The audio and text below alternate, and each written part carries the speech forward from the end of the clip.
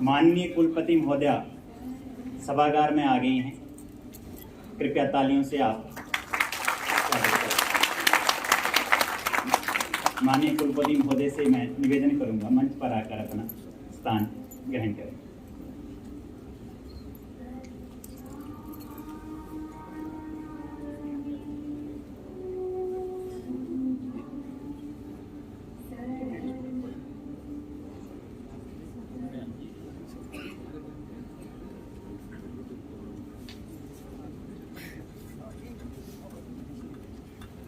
सभी से निवेदन है आसन ग्रहण करें।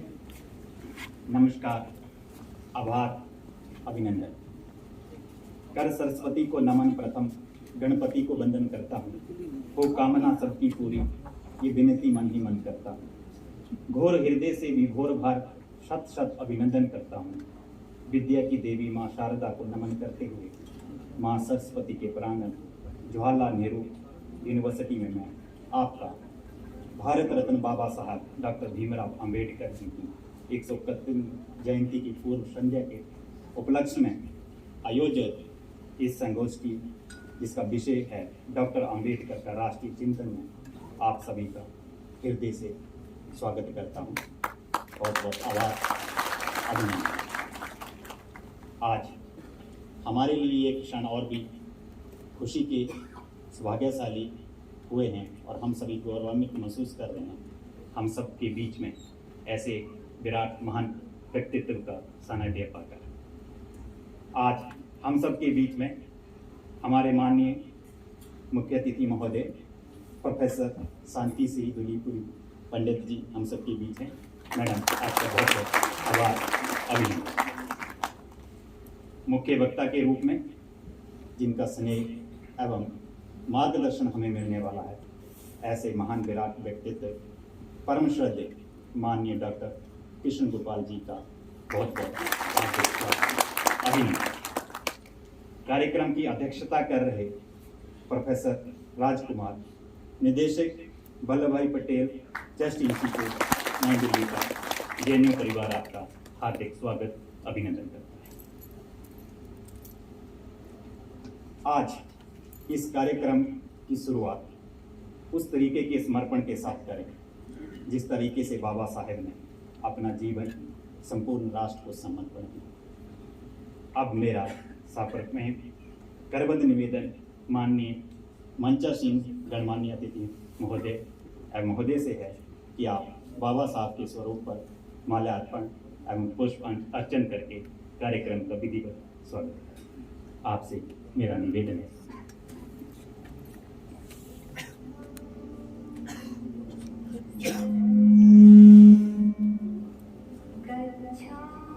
आज का दिन हम सब के लिए बहुत ही समर्पण के लिए हम सभी को बाबा साहब का समाज राष्ट्र के लिए किए गए कार्यों को याद करने के लिए उनकी जयंती संपूर्ण विश्व में एक बहुत बड़े उत्सव के रूप में मनाई जाती है। नमन है, कोटि कोटि प्रणाम।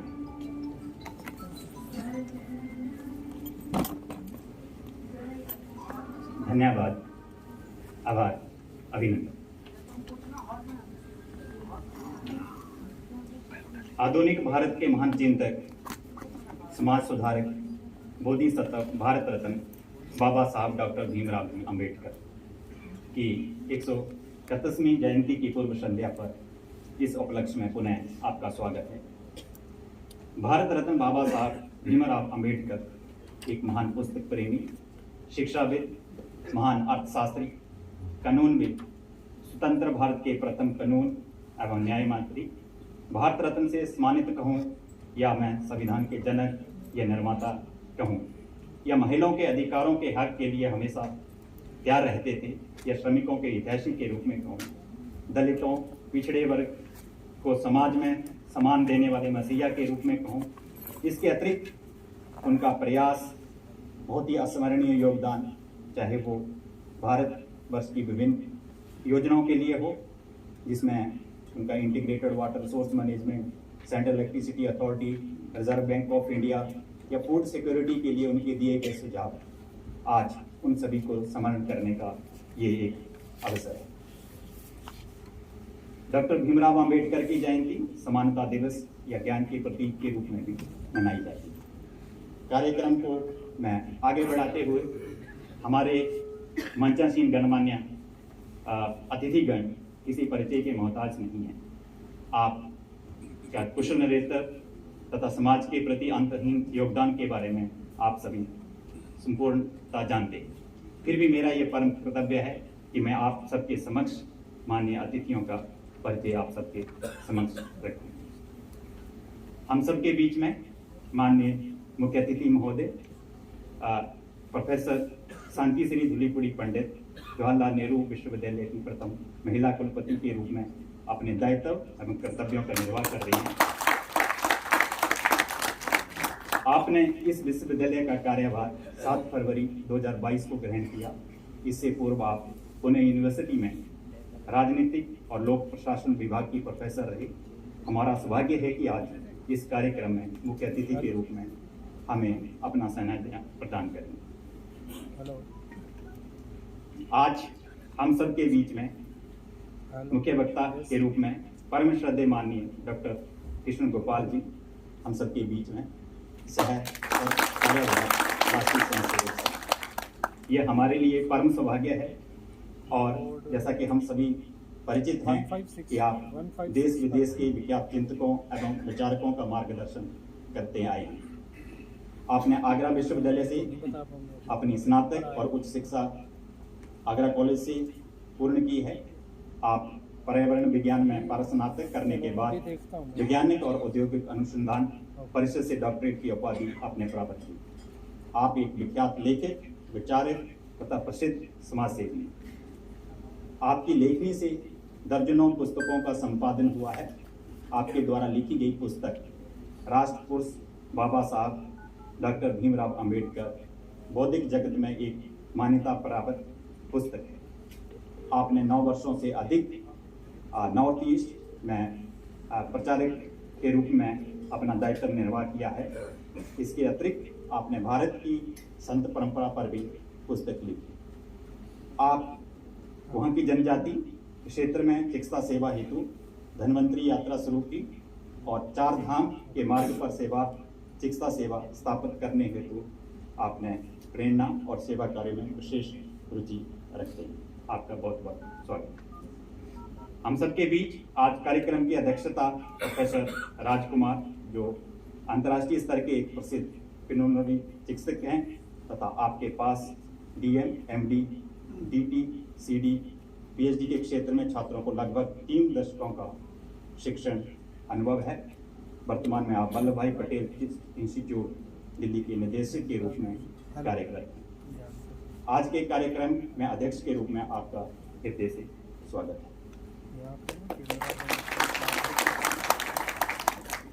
कार्यक्रम को आगे बढ़ाते हुए हम भारतीय परंपरा में अतिथि देवो भव, अतिथियों का सम्मान से करते हैं। अब मैं प्रोफेसर अरविंद कुमार जी, जो डीन हैं school of management and entrepreneurship के, आपसे मेरा विनम्र निवेदन है कि आप माननीय डॉक्टर कृष्ण गोपाल जी को स्मृति चिन्ह देकर उनका स्वागत करें। प्रोफेसर अरविंद कुमार जी।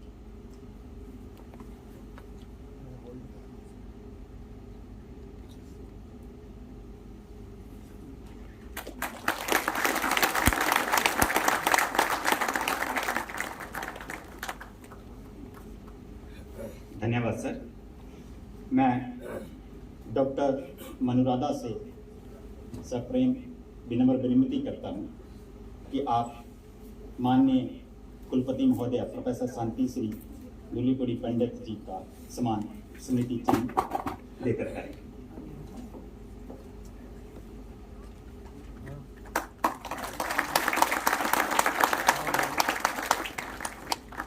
धन्यवाद। अब मैं डॉक्टर रीता सोनी जी से, जो school of social sciences JNU में फैकल्टी हैं, आपसे मेरा विनम्र निवेदन है कि आप आज के कार्यक्रम की अध्यक्षता कर रहे प्रोफेसर राजकुमार जी को स्मृति चिन्ह देकर सम्मानित करें।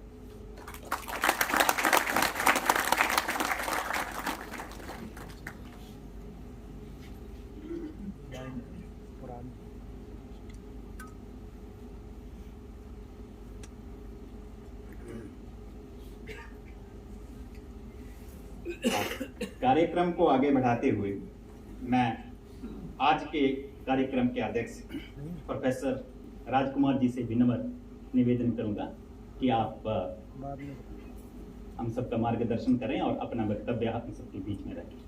कुलपति महोदय बाद में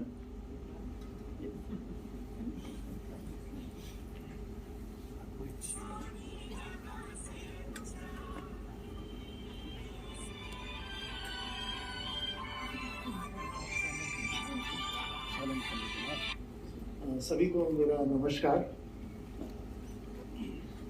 आदरणीय माननीय डॉक्टर कृष्ण गोपाल जी,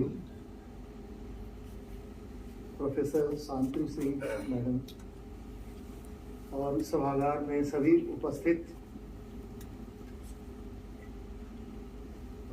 सज्जन,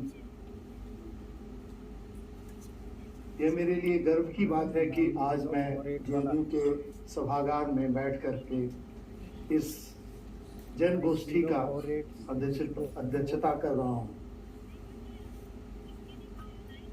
हालांकि हम लोग कई सब्जेक्ट्स पे बात करते हैं।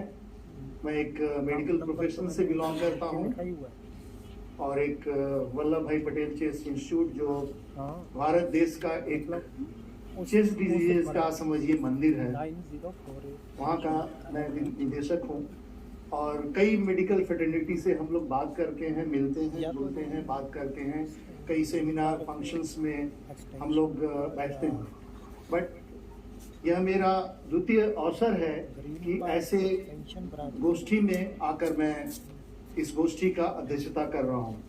यह मेरे लिए बहुत सौभाग्य की बात है कि एक और गोष्ठी का जो प्रोग्राम हुआ था उसमें भी माननीय हमारे डॉक्टर कृष्ण गोपाल जी थे। उस गोष्ठी में मैं वहाँ पे था और यह मेरे लिए बहुत ही गर्व की बात थी कि इन्होंने समय निकाल करके और हमारे डिपार्टमेंट जो हम जहाँ पे हम लोग काम करते हैं, रिसर्च करते हैं, और उस डिपार्टमेंट में आकर के उन्होंने बैठा और सब चीज़ों को बड़े ही मीन्स बहुत ही कॉन्सेंट्रेटेड तरीके से, मुझे माफ़ कीजिएगा कई दफ़े मेरे को वर्ड नहीं मिल पाएगा बात करने के लिए, बहुत ही कंसंट्रेशन के साथ कई रिसर्च को देखा जिसमें एयर पोल्यूशन के बारे में देखा। और इन्होंने बताया कि किस तरीके से जब आप किसी फॉरेस्ट में अगर काम करते हैं तो उसमें कैसे रिसर्च करना चाहिए। तो मैं बहुत ही अपने को गर्व और सम्मान समझता हूँ कि ऐसे लोग, ऐसे महापुरुष का मेरे ऊपर आशीर्वाद है कि ये लोग आते हैं और हमें समझाने की कोशिश करते हैं और बताते हैं, मार्गदर्शन करते हैं। और आज भी आप लोगों का मार्गदर्शन करेंगे। जब हम बाबा साहब भीमराव अंबेडकर की बात करते हैं तो अटल जी ने कहा था कि भारत कोई भूमि का टुकड़ा नहीं है, यह एक जीता जागता राष्ट्र पुरुष है और किसी भी पुरुष का एक व्यक्तित्व होता है और वह पूर्ण पुरुष तभी बनता है जब उसके व्यक्तित्व का सर्वांगीण विकास होता है। भारत में कई महापुरुष पैदा हुए जिसमें से डॉक्टर भीमराव अंबेडकर एक हैं। बाबा साहब डॉक्टर भीमराव अंबेडकर जिन्होंने साबित किया कि व्यक्तित्व की विराटता पद, पीढ़ी और पैसे से प्राप्त नहीं होती है। व्यक्तित्व की विराटता संघर्षों में स्वयं को झोंक कर, स्वयं को तपाकर ही प्राप्त हो सकती है। उन्होंने भारतीय समाज की कमजोरी, अस्पृश्यता निवारण के लिए निरंतर संघर्ष किया। अस्पृश्यता निवारण, सामाजिक न्याय, समता, समता को अपना जीवन बना दिया। जिस प्रकार संपूर्ण शरीर का विकास करना होता है, तो उसका कोई भी अंग बीमारी से ग्रसित नहीं होना चाहिए। ठीक इसी प्रकार यह हमारा जो देश है, उसके लिए विकास के संपूर्ण समाज स्वावलंबी होना चाहिए, संपूर्ण समाज जागृत होना चाहिए, उठा होना चाहिए, तभी राष्ट्र एक स्वस्थ पुरुष बन पाता है, ऐसा बाबा साहब का मानना था। इसके लिए वे कहते थे कि राष्ट्रवाद और सामाजिक न्याय एक ही सिक्के के दो पहलू हैं। गांधी जी और डॉक्टर अंबेडकर एक दूसरे की श्रेष्ठता को जानते थे। जब देश स्वतंत्र हुआ और संविधान निर्माण की बात आई, बड़े नेताओं के समक्ष एक प्रश्न खड़ा हुआ कि संविधान आखिर लिखे कौन। नेहरू जी और कई लोग ने संविधान को लिखने के लिए विशेष से नेता बुलाने के लिए तैयारी कर रहे थे, लेकिन गांधी जी तथा सरदार पटेल जी ने नेहरू जी से कहा कि आपको इतने बड़े देश में कोई विद्वान व्यक्ति दिखाई नहीं देता जो अपने देश का संविधान अपने लोगों की भावनाओं को समझते हुए लिख सके। यह कहते हुए गांधी जी तथा पटेल जी ने डॉक्टर अंबेडकर का नाम को सुझाव दिया और कहा, डॉक्टर अंबेडकर भारत के संविधान लिखने के सबसे योग्य व्यक्ति में से हैं और यह कार्य बाबा साहब को ही सौंपा जाए। और बाबा साहब ने गांधी जी और पटेल जी के विश्वास को अपने हृदय में उतार लिया और उन्होंने दिन रात एक करके इस देश का संविधान की रचना में ब्लूप्रिंट की तैयारी की और एक ऐसा संविधान रच दिया जो न केवल विश्व के लिए बड़ा संविधान है, बल्कि उसमें भारतीय मूल्यों का ध्यान रखकर भारत के जनमानस की भावनाओं में जुड़ दिया। अभी हम अगर देखें तो डॉक्टर अंबेडकर अपने जीवन में बहुत कष्ट सह करके और बहुत सारी डिग्रियां ली उन्होंने। हम कभी भी एक तरफ से डॉक्टर अंबेडकर को ना देखें, हम उन्हें होलिस्टिक पॉइंट ऑफ व्यू देखें। और डॉक्टर अंबेडकर वो सभी के नेता हैं, सभी के महापुरुष हैं, यह जरूर हमें सोचना चाहिए। और डॉक्टर अंबेडकर के व्यक्तित्व के बारे में अगर हम कभी भी सोचें तो उनके व्यक्तित्व के बारे में हम कभी भी मीन्स की चंद गोष्ठियां करके या कुछ चैप्टर लिख करके हम खत्म नहीं कर सकते हैं। उनका व्यक्तित्व चाहे वो समाज के किसी भी लोगों के लिए हुआ, चाहे वो नारी के लिए हो, चाहे वो SC/ST के लिए हो, चाहे इकोनॉमिक्स के लिए हो। इकोनॉमिक्स के बारे में भी काफी ज्ञान पूर्वक बातें कही और लिखी हैं उन्होंने। और अगर हम उनके विचारों से और उनके विचारों को लेकर के हम आगे बढ़ें तो शायद हम और भी अपने देश का नाम उज्जवल कर सकते हैं और भारत एक श्रेष्ठ देश बन सकता है। इसी के साथ मैं अपना वक्तव्य यहीं खत्म करूंगा, क्योंकि अभी हम लोग सब सुनने के लिए माननीय कृष्ण गोपाल जी को सुनने के लिए यहाँ पे पधारे हुए हैं। Thank you so much. नमस्कार।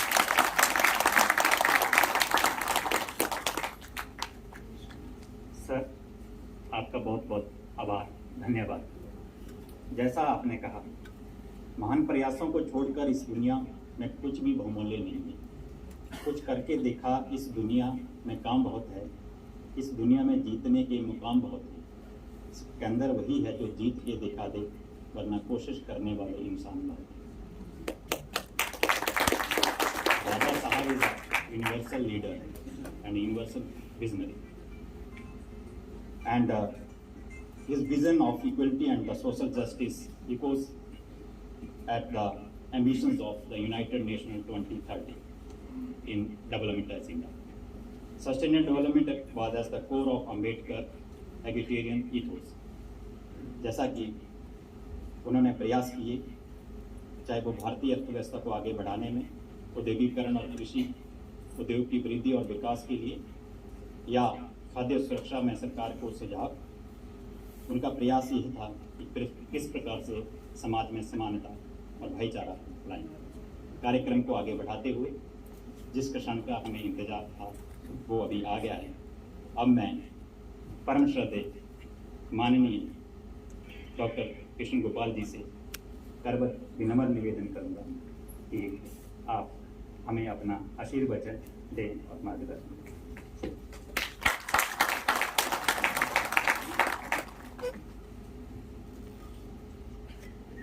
मंच पर विराजमान आज के कार्यक्रम के अध्यक्ष महोदय श्रीमान प्रोफेसर राजकुमार जी, विश्वविद्यालय की सुनामधन्य कुलपति महोदय, आदरणीय शांतश्री जूलीप्रीत पंडित जी, और इस सभागृह में उपस्थित यहाँ के प्राध्यापक गण, आदरणीय विद्वज्जन, प्यारे विद्यार्थियों, बहनों और भाइयों, आज हम लोग एक गोष्ठी में हैं और डॉक्टर अंबेडकर जी के संबंध में चर्चा करने के लिए उपस्थित है।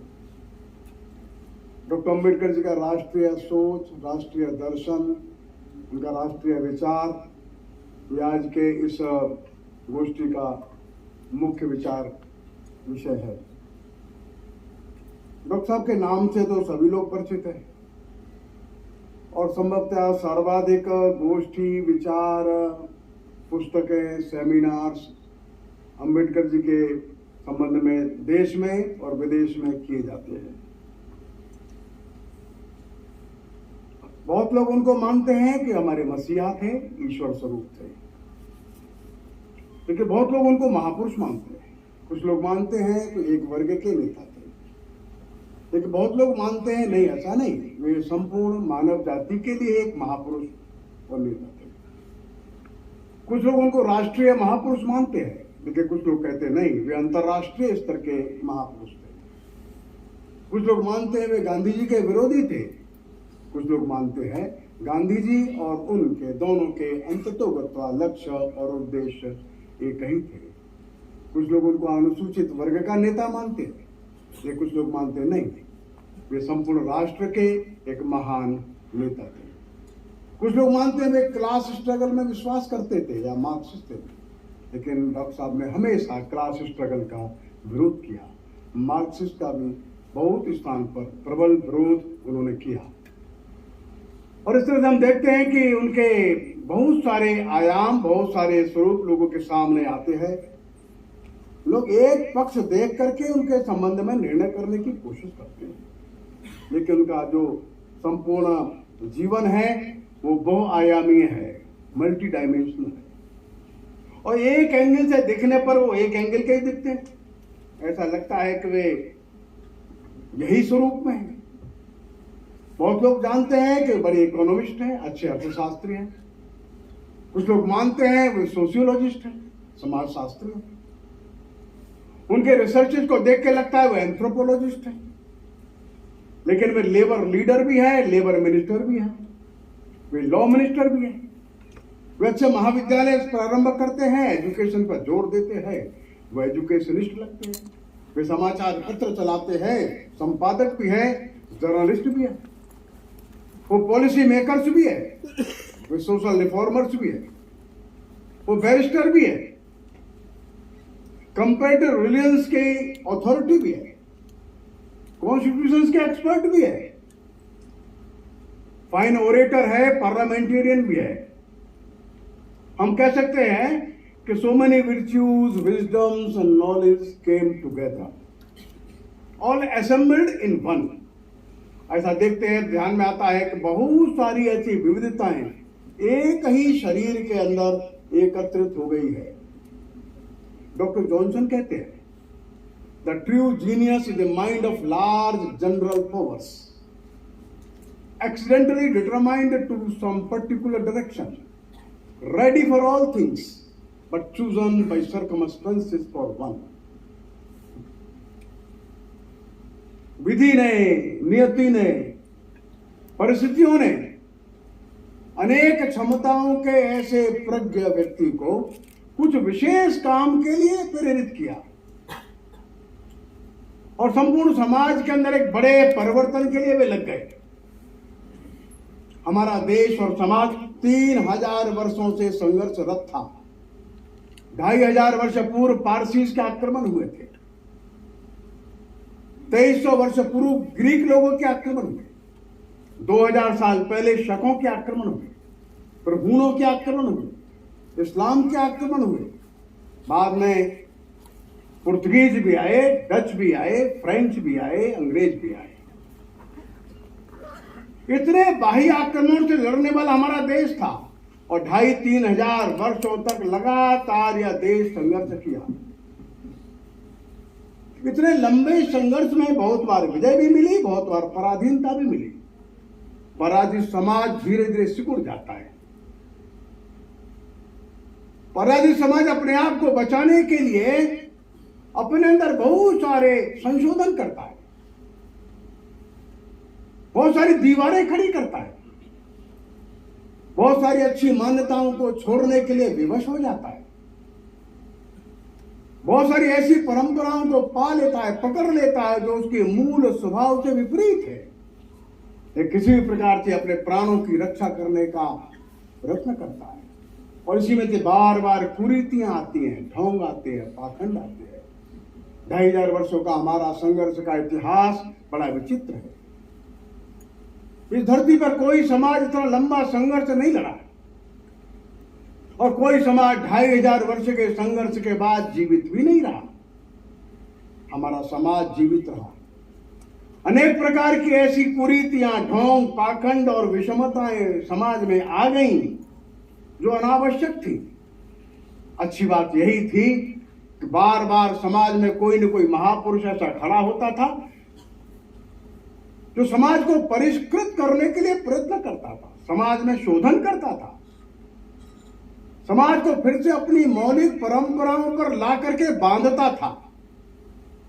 और इसलिए हमारा देश कभी भी कुरीतियों को नीति और सिद्धांत नहीं मानता। हमेशा उनके शोधन के लिए, उनके परिष्कार के लिए, समाज को उनसे दूर करने के लिए प्रयत्न करता है और फिर से समाज को अपने मौलिक दर्शन के सिद्धांत के खूंटे पर ला करके बांध देता है।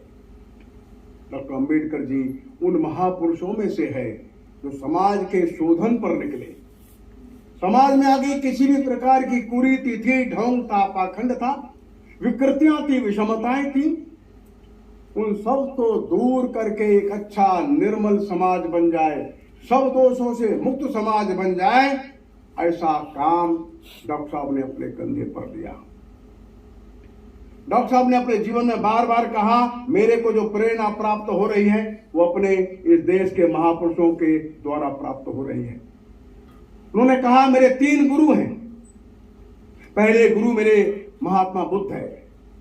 उस समय समाज में जो विकृतियां आ गई, उन विकृतियों को दूर करने का भगवान बुद्ध ने काम किया। काम करते करते बुद्ध ने क्रोध नहीं किया, बुद्ध ने किसी को दोष नहीं दिया, बुद्ध ने हिंसा का सहारा नहीं लिया। करुणा, प्रेम, ममता, शुचिता, पवित्रता, इसके आधार पर उन्होंने एक नया दर्शन दिया और फिर से समाज को अपने मौलिक आदर्शों के किनारे वे ले आए। नहीं वैरे न वैरानी सम्मति विपुदाचलम। वैर से वैर कभी समाप्त नहीं होता। शत्रुता को समाप्त करने के लिए प्रेम चाहिए, लोगों को सुधारने के लिए आत्मीयता चाहिए, करुणा चाहिए। इसलिए बुद्ध मेरे पहले गुरु हैं। दूसरे गुरु और दूसरी क्रांति के जन्मदाता वे कबीर को मानते थे। कबीर के सामने भी समाज में विकृतियां, ढोंग, पाखंड अधिक था। कबीर निर्भय है, कबीर हिम्मती है। कबीर उन लोगों को वाणी देता है जिनको वाणी नहीं, कबीर उनको मंच देता है जिनको मंच नहीं है। कबीर हिम्मत के साथ बोलता है, कबीर हिम्मत के साथ प्रश्न भी पूछता है, कबीर जवाब मांगता है। हम छोटे कैसे हुए, हम अछूत कैसे हुए? और इसलिए कबीर ने उन लोगों को वाणी और शब्द दे दिया जो मूक थे, उनको मंच दे दिया जो बिखरे हुए थे, उनका नेतृत्व किया जिनका कोई नेतृत्व करने वाला नहीं था। हिम्मत के साथ बांध करके रखता है, उसका नाम कबीर है और कबीर मेरा दूसरा गुरु है। तीसरा गुरु उन्होंने कहा, महात्मा फुले मेरे गुरु है। तो समाज में शिक्षा नहीं है, महिलाओं को, बालिकाओं को, ग्रंथों के अच्छे अर्थ नहीं है, जाति के आधार पर भेदभाव गहरा है, महात्मा फुले खड़े हो जाते, बालिकाओं की शिक्षा के लिए अपनी पत्नी को तैयार करते, समाज के विरोध के बावजूद भी बालिकाओं की शिक्षा के लिए विद्यालय खड़े करते, ग्रंथों के नए नए अनुवाद करते, जो विकृतियां ग्रंथों में आ गए उनको निकाल करके बाहर करते, और समाज को एक नई दिशा देते हैं। अपमान सहन करते हैं, क्रोध नहीं करते। समाज को एक शिक्षा के मार्ग पर ले आते हैं। ग्रंथों के नए प्रकाशन करते हैं। जो ग्रंथ इस काल के अनुरूप नहीं, उनको निकाल के बाहर कर देते हैं। और इसलिए महात्मा फुले मेरे तीसरे गुरु हैं। डॉक्टर साहब का कहना है कि फ्रेटर्निटी, लिबर्टी, ये सब जो बातें हैं जो फ्रेंच रेवोल्यूशन से मैंने प्राप्त नहीं किया है। जो इक्वलिटी है, फ्रेटर्निटी है, लिबर्टी है, जो लोग समझते हो कि फ्रेंच रेवोल्यूशन, नहीं, मैंने भगवान बुद्ध से प्राप्त किया है। भ्रातृत्व भाव है, समानता है, ये बात मैंने भगवान बुद्ध से, उनके दर्शन से प्राप्त की है। बंधुत्व का भाव उनके दर्शन से प्राप्त किया है। और इसलिए डॉक्टर साहब इन तीन अपने भारतीय महापुरुषों को गुरु के रूप में स्वीकार करते हैं और उनके जीवन को हम देखते हैं। राष्ट्रीय दृष्टिकोण से हम देखने का प्रयत्न करें। वो अभाव में कैसे पढ़े, कैसे बढ़े, कैसे भेदभाव का अनुभव उनको हुआ, उसकी चर्चा मैं यहां पर नहीं करता। लेकिन जब विदेश में पढ़ने के लिए गए तो उन्हें अर्थशास्त्र को अपना प्रमुख विषय बनाया। 1915 में उन्होंने थीसिस लिखा, administration of finances of the east India company. बाद में उन्होंने डीएससी किया 1923 में लंदन स्कूल ऑफ इकोनॉमिक्स से, the problem of the rupee, its origin and it's solution. 25 में उन्होंने अलग पीएचडी किया कोलंबिया से, the evolution of provincial finance in British India. जो 1922 का उनका जो डीएससी का डिग्री था, प्रॉब्लम ऑफ रूपी, उनका 23 में पब्लिकेशन हुआ। उस ग्रंथ में उन्होंने स्पष्ट किया कैसे ब्रिटिशर्स ने भारत में भारतीय जनता का शोषण किया है, कैसे पैसे को और पाउंड के साथ मिला करके भारत के अंदर गरीबी लाने का काम ब्रिटिशर्स ने किया है। ये जो प्रॉब्लम ऑफ रूपी है, 1922 का उनका थीसिस है, इतना लोकप्रिय हो गया, ब्रिटेन में इसको लेकर के बड़ा उद्यम हो गया। ब्रिटिशर्स नाराज हो गए, लेकिन डॉक्टर साहब ने उसमें परिवर्तन करने से मना कर दिया। आश्चर्य की बात है कि 1922 का थीसिस, 23 का पब्लिकेशन, और इस देश के किसी बड़े विश्वविद्यालय में वो रिसर्च आगे नहीं बढ़ता। सेमिनार तो बहुत सारे यूनिवर्सिटी कराते हैं, इकोनॉमिक्स के डिपार्टमेंट भी पुस्तक नहीं रखते, इकोनॉमिक्स के प्रोफेसर भी ये बात पर ध्यान नहीं देते भारत में जो इकोनॉमी थी उस इकोनॉमी की बर्बादी हुई कैसे। जो एंगस मेडिसन ने अभी पुस्तक लाए हैं जिसमें दुनिया के देशों की इकोनॉमी के बारे में कहा है, और भारत के बारे में जो कहा है कि भारत की इकोनॉमी आज से 3000 साल पहले वर्ल्ड इकोनॉमी में 30%, 34% शेयर रखती थी। ये एंगस मेडिसन ने अभी कहा है 10 साल पहले। डॉक्टर साहब ने 100 साल पहले कहा है ये बात। लेकिन दुर्भाग्य क्या है, हमारे देश के विश्वविद्यालय में उस रिसर्च को आगे नहीं बढ़ाया।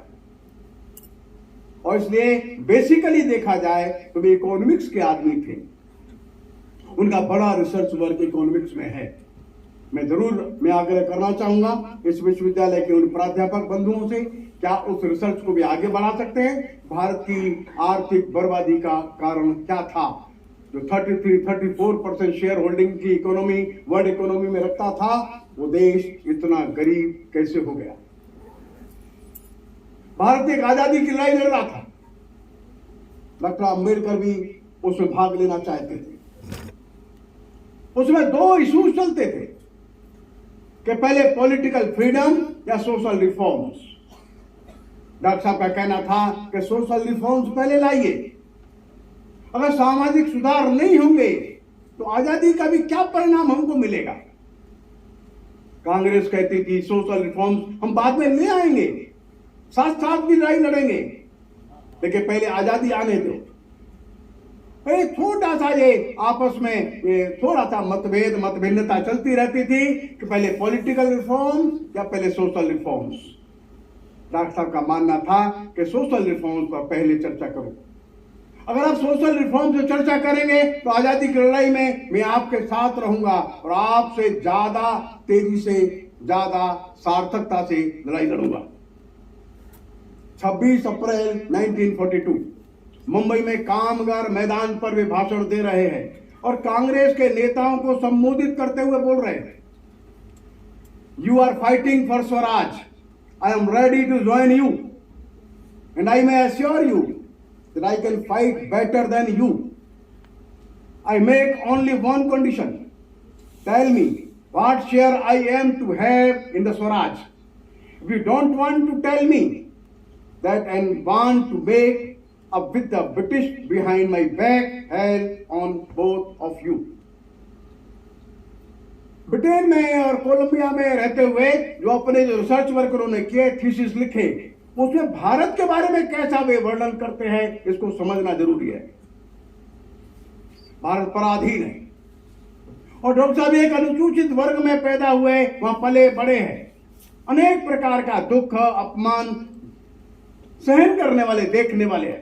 लेकिन भारत को देखने की दृष्टि कैसी है?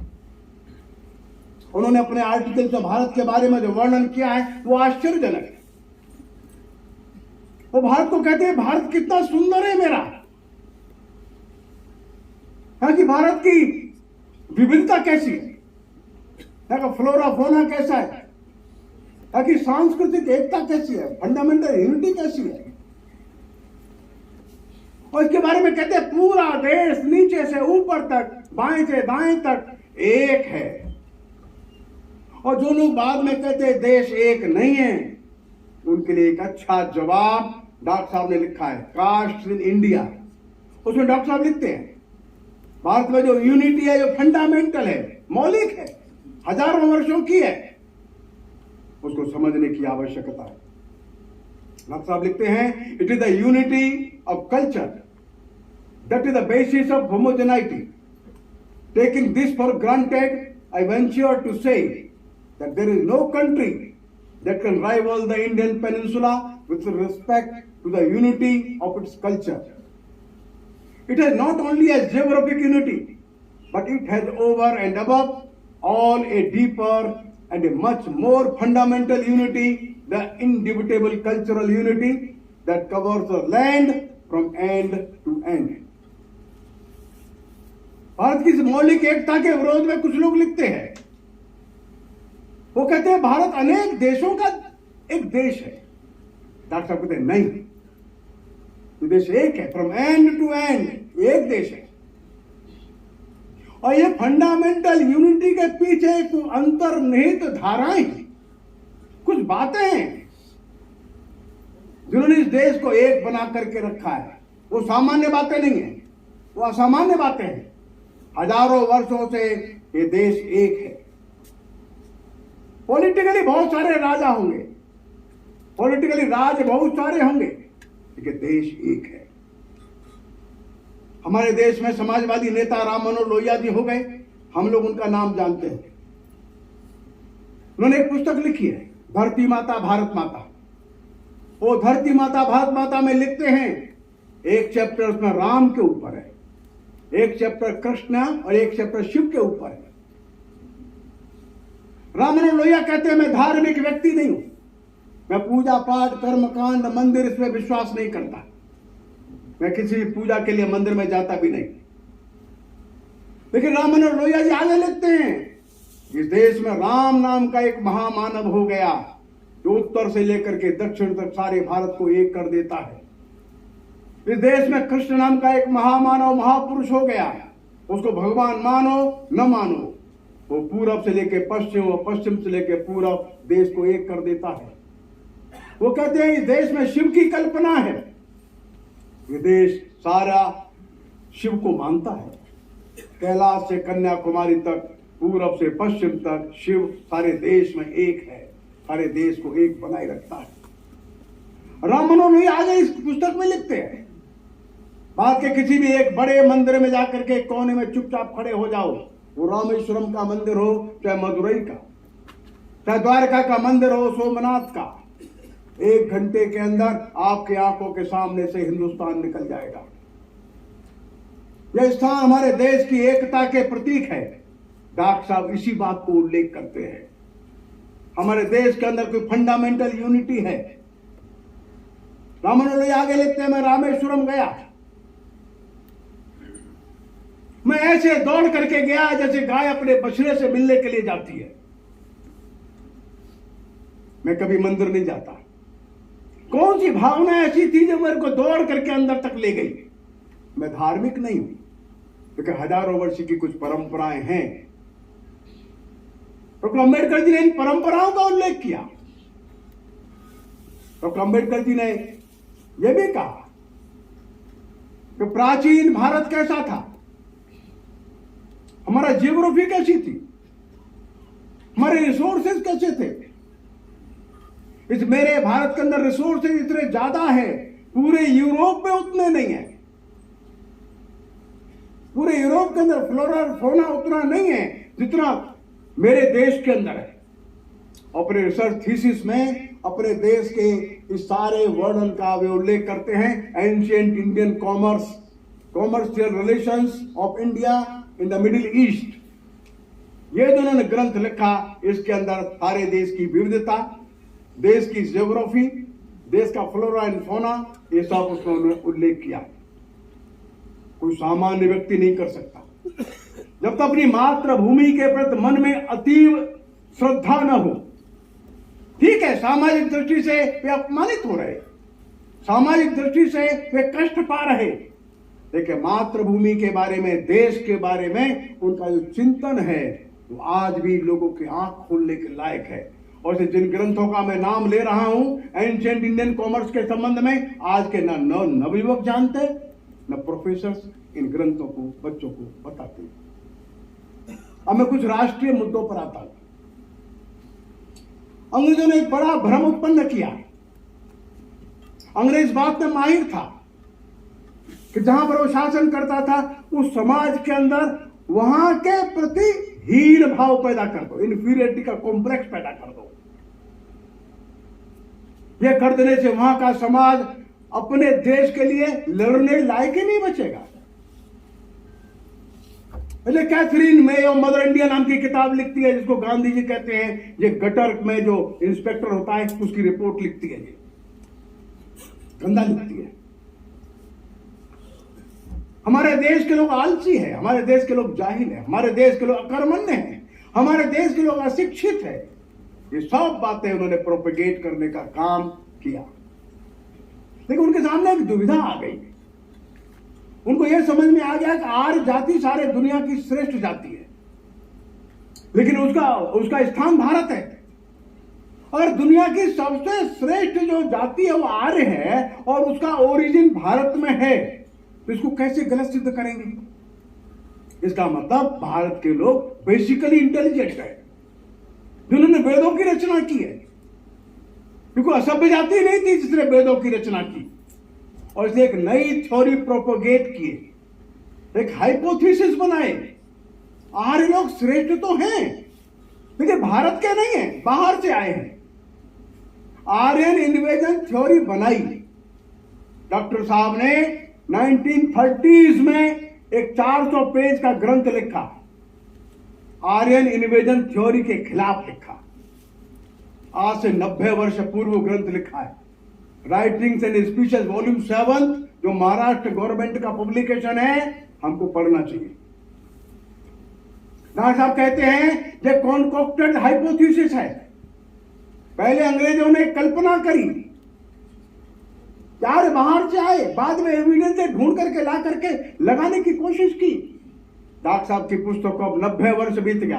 उस समय डॉक्टर साहब कहते हैं महाराष्ट्र में देखो ना, महार भी है, मराठा भी है, दोनों का गोत्र एक है, नेजल इंडेक्स एक है।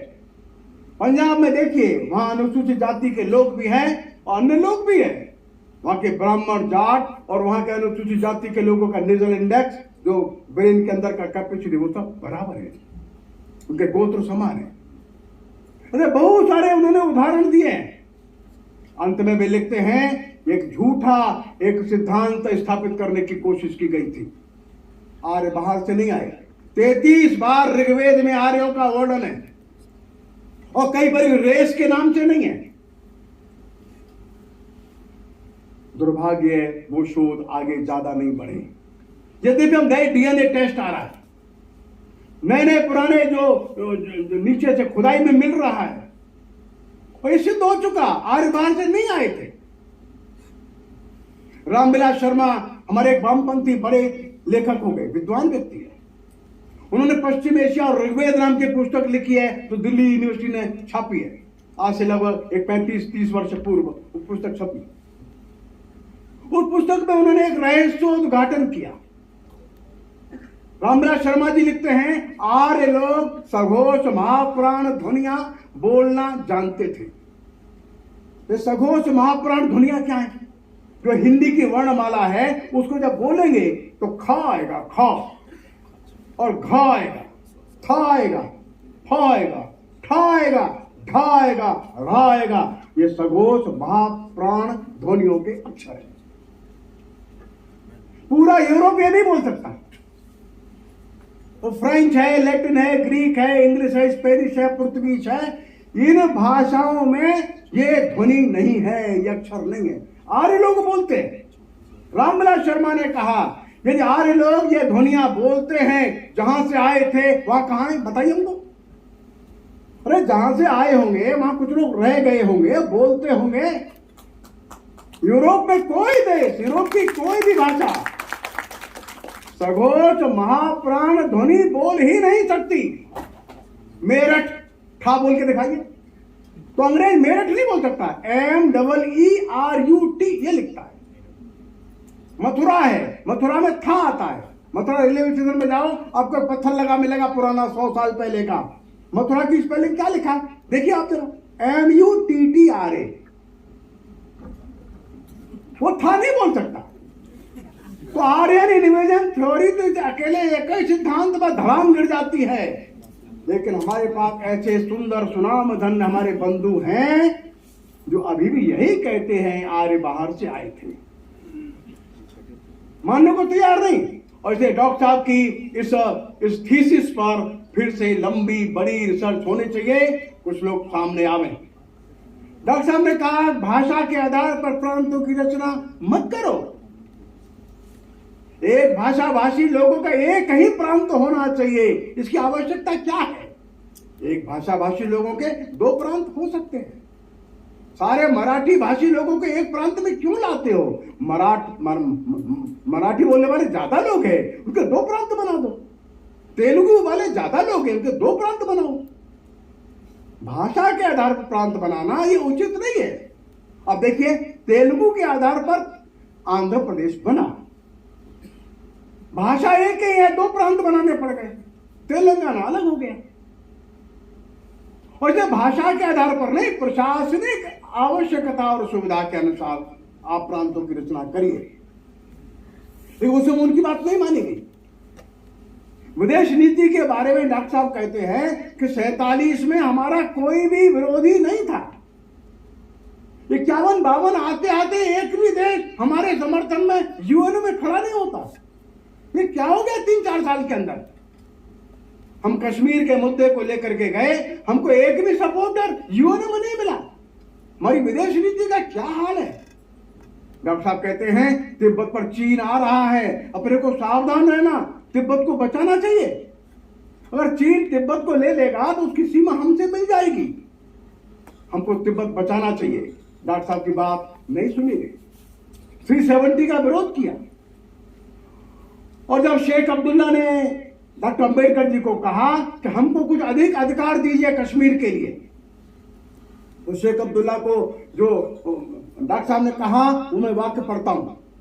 तुम चाहते हो कि भारत कश्मीर की रक्षा करे, कश्मीरियों को पूरे भारत में समान अधिकार मिले, पर भारत और भारतीयों को तुम कोई अधिकार नहीं देना चाहते। मैं भारत का कानून मंत्री हूं और मैं अपने देश के साथ इस प्रकार की धोखाधड़ी और विश्वासघात करने में शामिल नहीं हो सकता।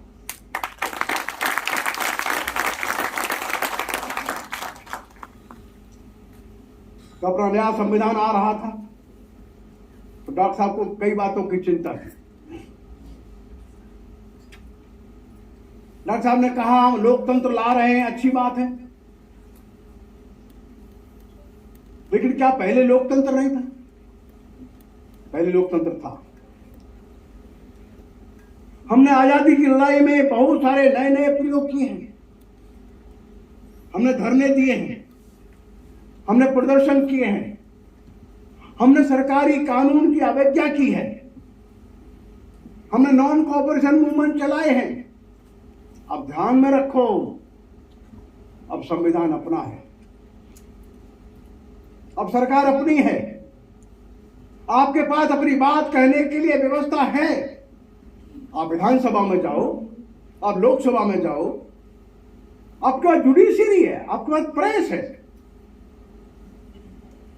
और जब ये पुराने जो आदत पड़ गई है उसको जल्दी से छोड़ दो। धरना, प्रदर्शन, कानून ना मानना, ये छोड़ दो। लोकतंत्र के नाम पर इन अधिकारों का प्रयोग अब नहीं करना। अगर करोगे तो हमारा लोकतंत्र खतरे में पड़ जाएगा, ध्यान में रखना। और डॉक्टर साहब लिखते हैं, if we wish to maintain democracy not merely in form but also in fact, what must we do? The first thing in my judgment we must do is to hold fast to constitutional methods of achieving our social and economic objectives. It means we must abandon the bloody methods of revolution. It means that we must abandon the method of civil disobedience, non-cooperation and satyagraha. बोला इसकी आवश्यकता नहीं है। Doctor साहब जानते थे कि 60-70 वर्षों में जो आदत लगी है एकदम जाएगी भी नहीं, और इसे फिर से लोग सड़क पर आकर के बैठेंगे, धरने लगाएंगे, ट्रेन रोकेंगे, वो ठीक नहीं होगा और अपने लोकतांत्रिक व्यवस्थाओं को नष्ट कर देंगे। डॉक्टर फिर समझाते हैं, when there was no way left for constitutional methods for achieving economic and social objectives, there was a great deal of justification for unconstitutional methods. But where constitutional methods are open, there can be no justification for these unconstitutional methods. These methods are nothing but the grammar of anarchy, and the sooner they are abandoned, the better for us. संविधान जब आया और संविधान जब पास होने वाला था 25 नवंबर 1949, communist लोग विरोध कर रहे थे संविधान का, कुछ समाजवादी भी विरोध कर रहे थे, लेकिन कम्युनिस्ट लोग विरोध कर रहे थे। डॉक्टर साहब ने उसका उत्तर दिया है। 25 नवंबर 1949 कॉन्स्टिट्यूएंट असेंबली में उनका लास्ट स्पीच है। वो बोलते हैं, ये क्यों विरोध कर रहे हैं मालूम है आपको? The condemnation of the constitution largely comes from two quarters, the communist party and the socialist party. Why do they condemn the constitution? Is it because it is really a bad constitution? I venture to say no. The Communist Party wants a constitution based upon the principle of the dictatorship of the proletariat. They condemn the constitution because it is based upon parliamentary democracy. Doctor साहब ने स्पष्ट किया, ये विरोध क्यों कर रहे हैं? ये लोकतंत्र देश में आ गया है, इसके कारण से विरोध कर रहे हैं। इनको डिक्टेटरशिप चाहिए। डॉक्टर साहब आज वेरी क्लियर इन लोगों के बारे में। डॉक्टर साहब ने कहा, मेरे ऊपर जो आरोप लगा रहे हैं कुछ लोग, मैंने केंद्र को कुछ ज्यादा ताकत दे दी है, राज्यों के अधिकार कुछ कम किए हैं। डॉक्टर साहब ने कहा, बताओ कभी संकट की घड़ी आएगी तो कौन निर्णय करेगा? किसी विशेष परिस्थिति में देश फंसेगा तो समाज किसकी ओर देखेगा, राज्यों की ओर या केंद्र की ओर? राज्यों को पर्याप्त अधिकार दिए गए हैं, लेकिन जब कभी देश पर विपत्ति आएगी, कोई संकट का क्षण आएगा, अचानक कोई आवश्यकता आएगी, उसके लिए केंद्र के अधिकारों को सुरक्षित रखना संविधान में आवश्यक है। मैंने वो काम किया है। वे लिखते हैं, when all formation are stripped away, the bare question is, what authority commands the residual loyalty of the citizen? Is it the center or the constituent state? Ambedkar बोलते हैं, there can be no doubt that in the opinion of the vast majority of the people, the residual loyalty of the citizen in an emergency must be to the center and not to the constituent states. For it is only the center which can work for a common end for the general interest of the country as a whole. और तो कहते हैं ऐसे संकट के समय में हम लोग किसी भी प्रकार से अधिकारों को राज्यों के हाथ में नहीं दे सकते जब देश के ऊपर सामूहिक रूप से कोई बड़ा संकट आएगा। और जो उस समय की व्यवस्था उन्होंने संविधान में की है, बाकी सामान्य समय में राज्यों को अधिकार पूरे दिए। अब दूसरी बात डॉक्टर साहब कहते हैं, क्या हम गणतंत्र को पहली बार ला रहे हैं? नहीं, ऐसा नहीं है। भारत दुनिया का पहला गणराज्य था। वैशाली का गणराज्य, वज्जी का गणराज्य, मगध के गणराज्य, बहुत सारे गणराज्य थे जहां पर व्यवस्था थी। गांव से चुन करके लोग आते थे और वो चुनाव जो होता था वो यूनानिमस था। वैशाली के गणराज्य में 7,707 प्रतिनिधि होते, 7,707 representatives were there in Vaishali. तो वैशाली का रिपब्लिक जो है उसमें 7,707 बिल्डिंग्स थी। 7,707 उस वैशाली के अंदर सरोवर थे, तो हर एक रिप्रेजेंटेटिव के साथ थे और व्यवस्थित रूप से उनका सदन बैठता था। वहां चर्चा होती थी, प्रस्ताव आते थे, प्रस्ताव पारित होते थे। लेकिन ये सारे प्रतिनिधि मेजॉरिटी और माइनॉरिटी से चुन करके नहीं आते थे। ये सारे प्रतिनिधि सर्वसम्मति से चुन करके आते थे। लेकिन डॉक्टर साहब कहते हैं यही व्यवस्था बुद्ध के संघ में भी थी। बुद्ध के जो संघ थे उन संघों में यही पार्लियामेंट्री व्यवस्था थी। उनके पास सारी व्यवस्थाएं थी। वो लिखते हैं they had rules regarding seating arrangements, rules regarding motions, resolutions, quorum, whip, counting of votes, voting by ballot, censor motion, regularization, ये सब बातें बुद्ध संघ में थी और ये सब बातें उन्होंने उस सिस्टम से ली थी। और देखो ये कहे कि हमने कोई ये पश्चिमी जगत से लिया है, ये नहीं। हम गणराज्य पुराने हैं। डॉक्टर साहब कहते हैं कि संविधान चलेगा कि संविधान नहीं चलेगा। लोग मेरे से प्रश्न पूछते हैं, संविधान अच्छा है कि संविधान खराब है? ये देश को ठीक मार्ग पर ले जाएगा या नहीं ले जाएगा? डॉक्टर साहब को कोई भ्रम नहीं है। डॉक्टर साहब कहते हैं कितना भी अच्छा संविधान ला करके दे दीजिए, अगर नागरिक ठीक नहीं है संविधान फेल हो जाएगा। और कितने भी अच्छे लोग अगर समाज में हैं, संविधान खराब भी रहा तो देश ठीक चल जाएगा।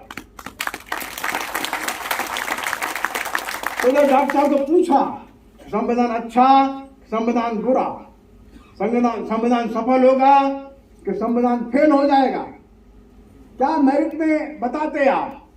तो डॉक्टर साहब बोलते हैं I shall not therefore enter into the merits of the constitution because I feel however good a constitution may be, it is sure to turn out bad because those who are called to work it happen to be a bad lot.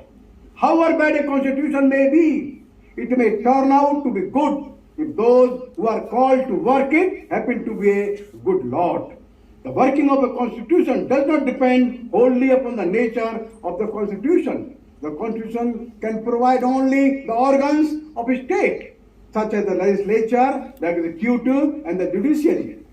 The factors on which the working of those organs of the state depend are the people and the political parties. They will set up as their instruments to carry out their wishes and their policies. Who can say how the people of India and their purposes, or will they prefer revolutionary methods of achieving them? If they adopt the revolutionary methods, however good the constitution may be, it requires no prophet to say it will fail. It is therefore futile to pass any judgment upon the constitution without reference to the part which the people and their parties are likely to play. वो कहते हैं इस बात को बताने के लिए कोई प्रोफेट की जरूरत नहीं है, ये संविधान फेल होगा या संविधान चलेगा। मैं ही बता देता हूं, अगर आदमी अच्छे नहीं रहे तो निश्चित मानिए ये संविधान फेल हो जाएगा। लोग अपनी पार्टीज के हितों को पहले रखेंगे या देश के हित को पहले रखेंगे? लोग अनुशासित रहेंगे या अनुशासित नहीं रहेंगे?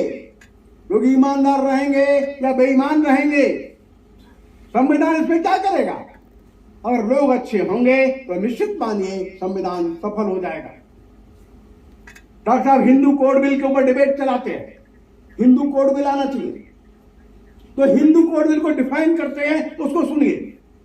This code applies a to all Hindus, that is to say to all persons professing the Hindu religion in any of its forms or developments, including Vaishnav or Lingais, members of Brahma Samaj, Prarthana Samaj or Arya Samaj. B. To any person who is Buddhist, Jain or Sikh by religion. This code also applies to any person who is not a Muslim, Christian, Parsi or Jew by religion. उनका ये जो मुस्लिम, Christian, Persian, Jews, ये 4 religion बाहर से आए हैं, इनके अलावा जो जो लोग हैं उन सब पर हिंदू कोड भी लागू होगा। आगे बोलते हैं और उसको उन्होंने एक्सप्लेन किया। Application of Hindu code to Sikhs Buddhists and Jains was a historical development. आगे बोलते हैं when Buddha differed from Vedic Brahmins, he did so only in matters of creed and left Hindu legal framework intact. He did not propound a separate law for his followers. The same was the case with Mahavir and the Sikh Guru. यह भी कहा, उन्होंने कहा भगवान बुद्ध ने एक नया विचार दिया था, कोई कोड नहीं बना करके दिया। श्री गुरुओं ने भी एक अच्छा विचार दिया, जो कुरीति आ गई, समस्या आ गई, उसको दूर किया। अंतिम भाषण में, अंतिम पैराग्राफ में वे चिंतित हो गए।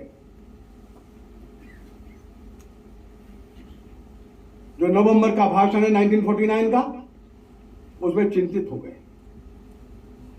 और परेशान हैं। परेशान इस कारण से हैं, वे कह रहे हैं हम आजाद हो गए, अपना नया संविधान हम ला रहे हैं और अभी 26 जनवरी को संविधान आ जाएगा, तो क्या हम अपनी आजादी को स्थिर रख पाएंगे? भारत तो पहले भी आजाद था, अपनी आजादी खोया क्यों? यह प्रश्न वो संविधान सभा में अपने इस अंतिम भाषण में उठाते हैं। जो 25 नवंबर का भाषण है उनका, उनके भाषण के अंतिम पैराग्राफ में आपको पढ़ करके सुनाता हूं, उनकी चिंता हमारे ध्यान में आ जाएगी। On January 1950, India will be an independent country.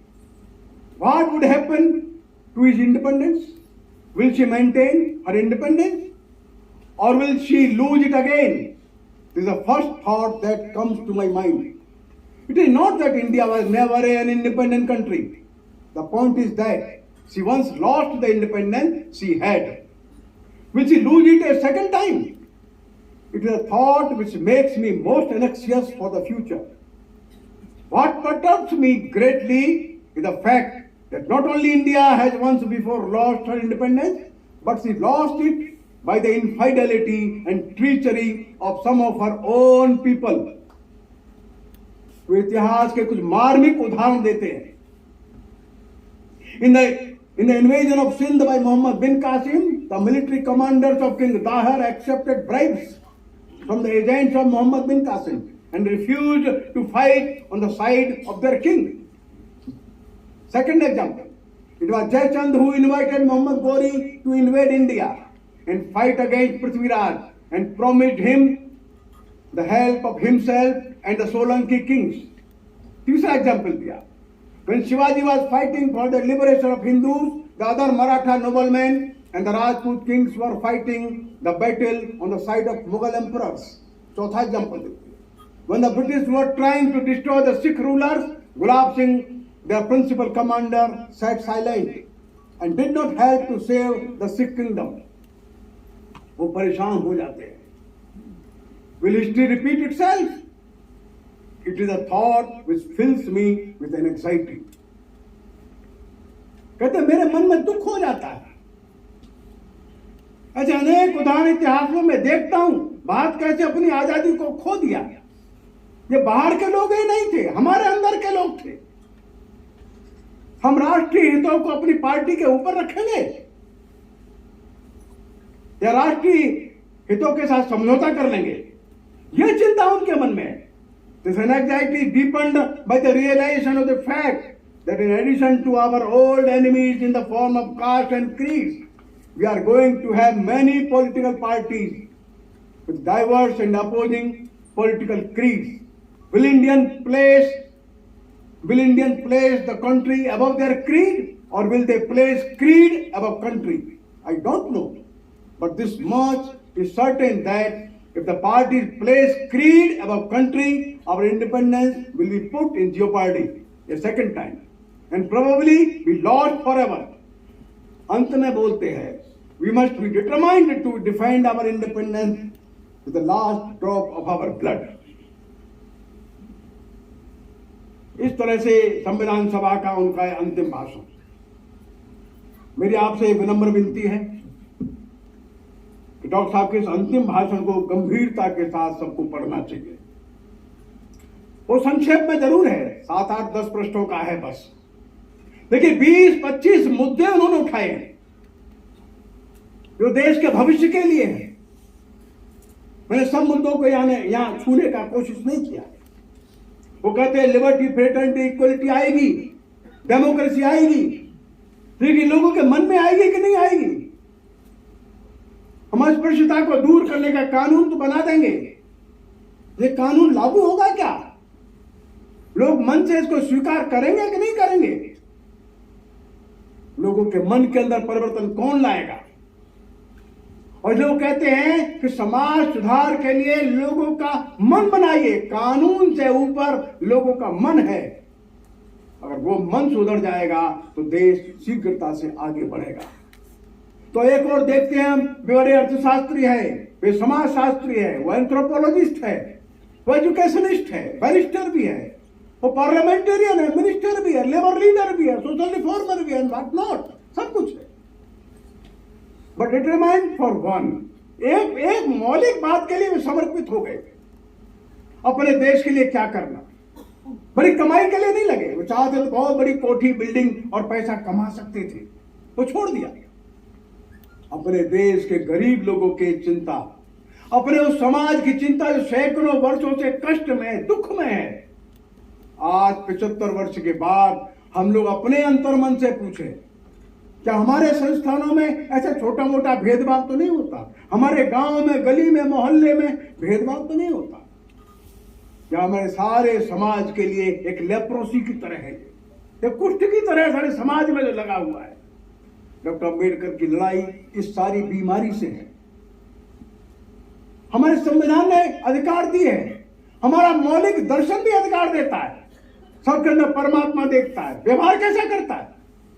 जो मन के अंदर बैठ गई बीमारी, इसको दूर करना और हर दृष्टि से अपने देश की उन्नति के लिए काम करना।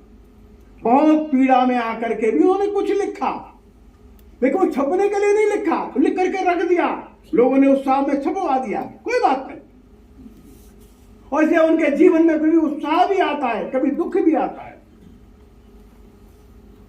आशा भी आती है, कभी निराशा भी आती है।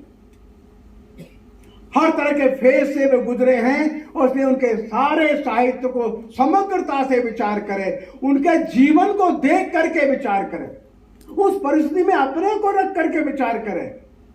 वो मिनिस्टर हैं, लेकिन चपरासी उनको हाथ तक फाइल नहीं देता। वो बैरिस्टर है, मकान किराए पर नहीं मिलता। ऐसे व्यक्ति के मन में कैसा आता होगा? और इसलिए वे घोषणा कर देते 1935 के आसपास, मैं हिंदू धर्म में मरना नहीं चाहता। लोग परेशान होते हैं, लेकिन वेट करते हैं, 21 वर्ष तक प्रतीक्षा भी करते हैं, और धीरे से वे उसी धारा को पकड़ते हैं जो इस देश की सनातन धारा है, और भगवान बुद्ध के श्री चरणों में चले जाते और देश का कम से कम अहित करते। उनके इस निर्णय से बहुत कम अहित होता है देश का। ये बात उन्होंने कही भी है कि मैंने गांधी जी को आश्वासन दिया था कि मैं कोई भी ऐसा काम नहीं करूंगा जिससे देश को इतना कष्ट हो। और इसलिए आप सभी से प्रार्थना है कि इसको समग्रता के साथ हम लोग अध्ययन करें, इनको शोध करना है, वे शोध करें और इस विषय पर आगे बढ़ें। उनके राष्ट्रीय विचारों को, राष्ट्रीय मंतव्य को गहराई से समझें, उनके दुख को भी समझें, उनके उद्देश्यों को भी समझें, उनके आह्वान को समझें, तब हम उनको ठीक प्रकार से समझ पाएंगे। केवल एक पॉलिटिकल लीडर के नाते से न समझें। बस यही मेरी विनम्र प्रार्थना आपसे है। नमस्कार।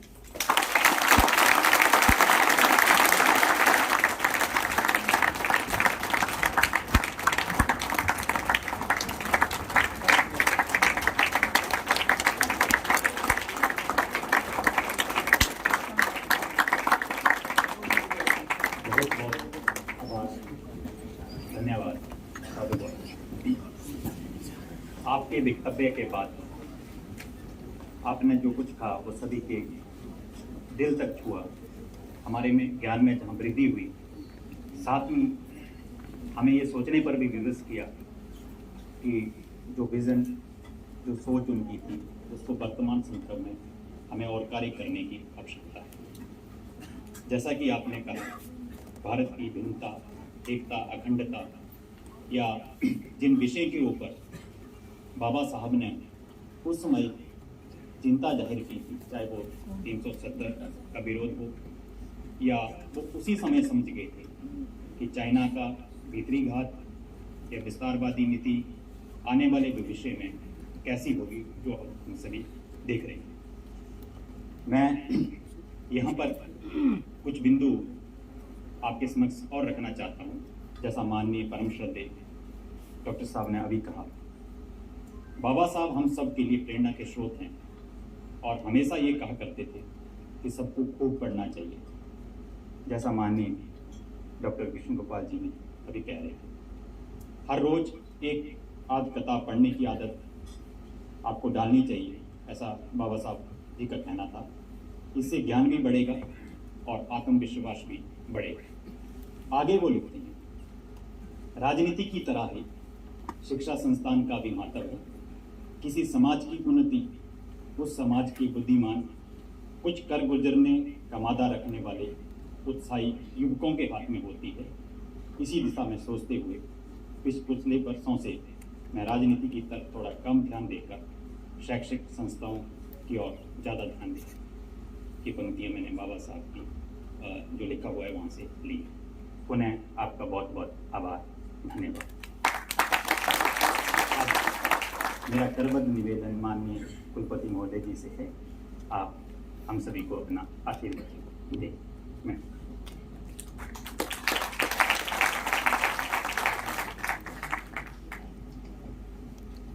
माननीय डॉक्टर कृष्ण गोपाल जी, माननीय Rajkumar ji, and all respected faculty, students, ladies and gentlemen.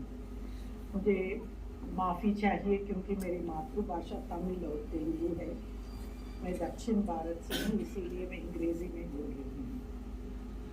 Most of you would understand that I was quite intelligent not to talk before Dr. Krishna Gopal ji. This brilliant lecture makes my work much easier. He has proved, in the words of Baba Sahib Ambedkar, a great man is different from an eminent one, in that he is ready to be the servant of society. So here you have a great tradition of the Sun, which believes in simple living and high thinking. And thank you so much, sir. I thank you for accepting this invitation and having this function in the Jawaharlal Nehru University, which believes in multiple narratives, which believes that in the Indo-centric narratives, and somebody as great as Baba Sahib B.R. Ambedkar needs to be celebrated by each one of us.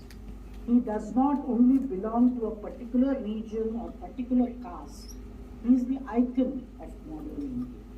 And for a university like Jawaharlal Nehru University, we may celebrate intellectual debates. He is the greatest intellectual of modern India. Thank you, sir, for your very brilliant exposition, which has made my work extremely easy. I only would like to speak a few words on Baba Sahib Ambedkar because I thank social visionaries like him for women like me to have come this far. And I would like to place before you a few ideas at a time when women's issues were considered unimportant and secondly, Baba Sahib Ambedkar ran newspapers that started like Mukh Nayak and Bahikrit Bharat, predominantly used to cover issues related to women. Not many are aware Baba Sahib's unequal determination to work for women's empowerment apart from annihilating caste. I would only say there is an urgency. I would call upon our Center for Women's Studies and those who pursue feminist discourse in JNU to turn to Baba Sahib Ambedkar. A category of women undifferentiated by caste does not exist for feminists to mobilize. This is unfortunate in India. Now the pressure is not to talk about gender in isolation, but to include all other categories that do oppose and which reflect in Dr. Baba Sahib Ambedkar's vision. I would only end, sir, you've made my work easy. Once more, let me thank. I don't want to spoil a brilliant lecture by a very long this thing. I would only end with saying that Baba Sahib Ambedkar said unity is meaningless without the accompaniment of women. Education is fruitless without educated women. And agitation is incomplete without the strength of women. So thank you, sir. Thank you once again to all of you who have come to Jawaharlal Nehru University. And we invite you again and again, sir, to come and enlighten us. Thank you. Namaskar.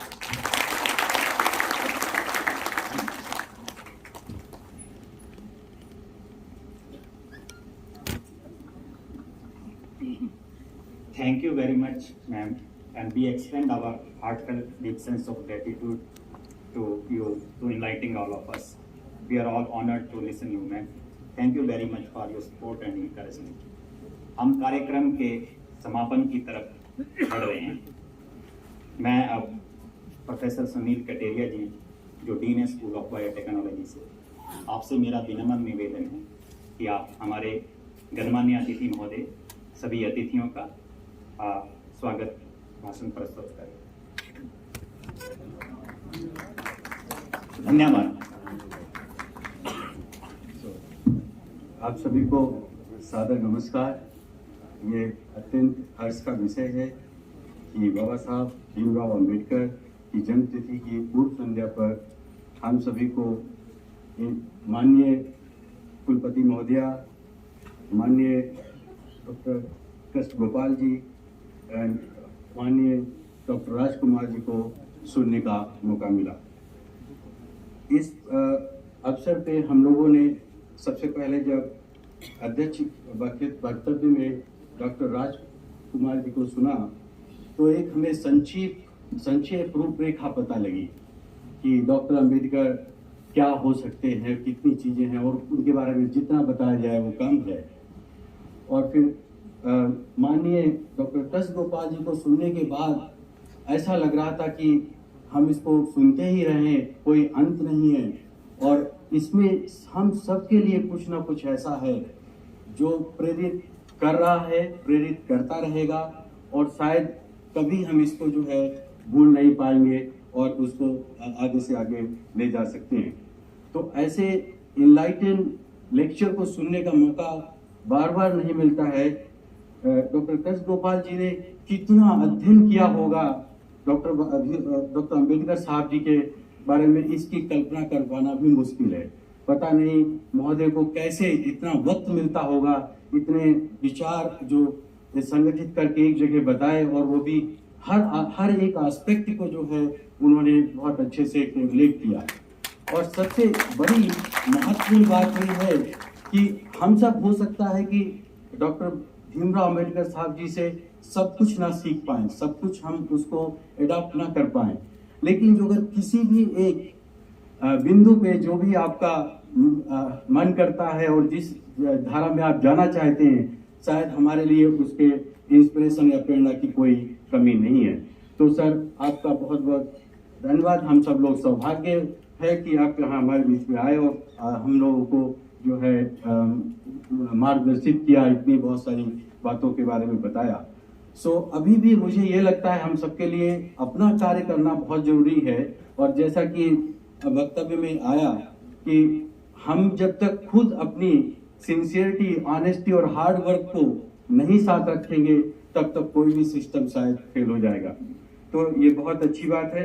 तो इसी सबको लेते हुए मैं बहुत समय नहीं लूंगा। आप सभी को बहुत बहुत धन्यवाद। और आप सभी ने अपने व्यस्त बेसिकली शेड्यूल से समय निकालकर इसमें आए। और इतना ही नहीं कि हम लोग बहुत उत्साहपूर्वक और बड़े ध्यान से, कभी भी ऐसा नहीं लग रहा था कि हम लोग थक गए या कुछ भी हो गए, और इसको हमने सुना। इसी के साथ हम सभी आयोजक समिति सदस्यों का आभार प्रकट करते हैं, सभी का धन्यवाद प्रकट करते हैं। और जो आप सब लोग आके इस कार्यक्रम को सफल बनाएं, इसके लिए भी हम बहुत आभारी हैं। किसी भी उत्कृष्ट कार्यक्रम की सफलता हम सब आधारशिलाओं पे निर्भर करती है। और आई थिंक सभी लोगों ने बहुत अच्छे से इसमें एक साथ मिलकर काम किया है। हम चाहेंगे कि इस तरीके के कार्यक्रम हमें बार बार सुनने का मौका मिले और हम सब कुछ ना कुछ यहाँ से जरूर अपने जीवन में, जीवन शैली में एडॉप्ट करके जाएं, जो कि देश के हित में हो, हमारे हित में हो, समाज के हित में हो और हम सबका एक साथ भला हो। इसी के साथ आज का ये कार्यक्रम संपन्न होता है और आप सभी को जलपान के लिए आमंत्रित करते हैं। धन्यवाद। और